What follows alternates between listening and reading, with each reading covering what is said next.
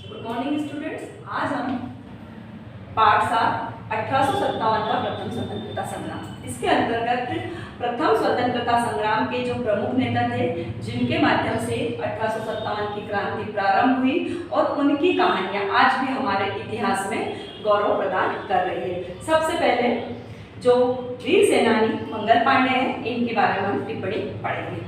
मंगल पांडे जो थे एक सैनिक थे। बैरकपुर बंगाल में स्थित छावनी में वे पदस्थ थे, अर्थात वे बैरकपुर बंगाल की जो छावनी थी वहां पर कार्य करते थे। 29 मार्च सन 1857 को मंगल पांडे नामक सैनिक ने जब उनसे जबरदस्ती अंग्रेज अधिकारियों ने चर्बी वाले कारतूस भरने को कहा, तो मंगल पांडे नामक जो एक बहुत ही अच्छे सैनिक थे, इन्होंने क्या करा, अंग्रेज अधिकारी को मना कर दिया कि मैं चर्बी वाला कारतूस नहीं भरूंगा। लेकिन जब अंग्रेज अधिकारी ने मंगल पांडे को बार बार परेशान किया कि कुछ भी हो जाए, यदि तुम सेना में हो, सैनिक को तो तुम्हें क्या करना पड़ेगा, इस कारतूस को मुंह से बोलकर भरना पड़ेगा। अंततः मंगल पांडे को बहुत क्रोध आता है और क्रोध में आकर वो क्या करते हैं, जो अंग्रेज अधिकारी ने बार बार उत्तेजित कर रहा था, परेशान कर रहा था, उसकी हत्या कर देते हैं। इसका परिणाम यह होता है कि मंगल पांडे को बंदी बना लिया जाता है और 8 अप्रैल सन 1857 को उन्हें फांसी दे दी जाती है। यही हमारे 1857 का जो संग्राम है, इसी का तात्कालिक कारण भी बना कि ऐसा कारण हो गया जिसके कारण क्या हुआ कि देश के जो सैनिक थे वे अंग्रेजों के विरुद्ध हो गए। दूसरा जो महत्वपूर्ण नाम आता है बहादुर शाह जफर। बहादुर शाह जफर जो थे मुगल साम्राज्य के अंतिम बादशाह थे और 10 मई सन 1857 को मेरठ की छावनी के जो सिपाही थे, उन्होंने ब्रिटिश शासन के विरुद्ध संघर्ष प्रारंभ किया और बृहद जो बहादुर शाह जफर बुजुर्ग थे, इन्हें क्या कर दिया, दिल्ली का सम्राट घोषित कर दिया। और दिल्ली के समाचारों के कारण क्रांति का विस्तार अनेक क्षेत्रों में हुआ और उस समय 1857 की क्रांति के समय जो गवर्नर जनरल लॉर्ड कैनिंग थे, उन्होंने दिल्ली का दमन का निश्चय किया, अर्थात वो दिल्ली को दबाने का कार्य प्रारंभ कर दिया।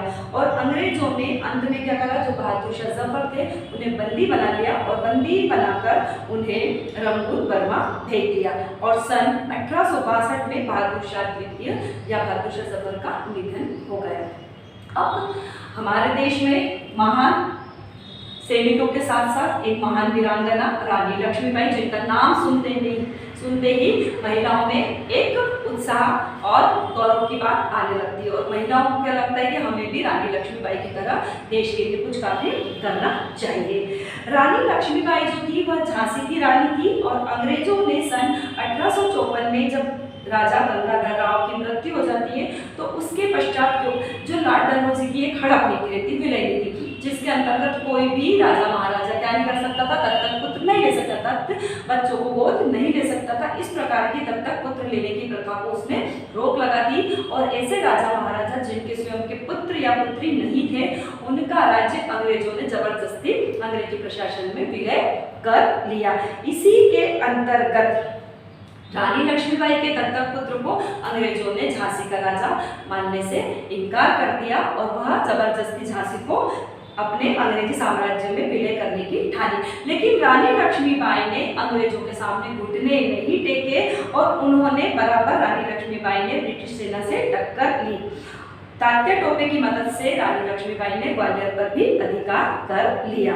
लेकिन अंग्रेज सेनापति जो ह्यू विल्सन हैं, वो क्या करते हैं, ग्वालियर का जो किला होता है उस किले को पूरा घेर लेते हैं और अंततः 18 जून 1858 को झांसी की रानी लक्ष्मीबाई बड़ी ही वीरता के साथ अंग्रेजों से युद्ध करती हुई वीर गति को प्राप्त होती है और आज भी हम रानी लक्ष्मीबाई की गाथाएं बड़े ही उत्साह के साथ सुनते हैं।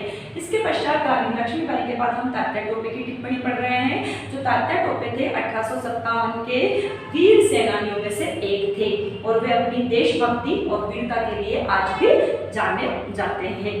पेशवा नाना साहब की ओर से युद्ध का जो दायित्व था वो पूर्ण रूप से उनके स्वामी भक्त तात्या टोपे पर ही था। तात्या टोपे जो थे वे गोरिल्ला युद्ध करने में पारंगत थे। इसके अलावा शत्रु को चकमा देना, अपने पास युद्ध की सामग्री नहीं है, साधन नहीं है, तो किस प्रकार से सामने वालों से लड़ना है, इन सब चीजों से वह बहुत ही भली भांति परिचित थे। झांसी की रानी लक्ष्मीबाई के साथ ग्वालियर पर अधिकार करने के लिए भी तात्या टोपे ने बड़ा अपना योगदान दिया। इसके अलावा रानी लक्ष्मीबाई की मृत्यु के पश्चात तात्या टोपे निरंतर युद्ध करते रहे और मध्य भारत और बुंदेलखंड में उन्होंने अंग्रेजों को कड़ी टक्कर दी।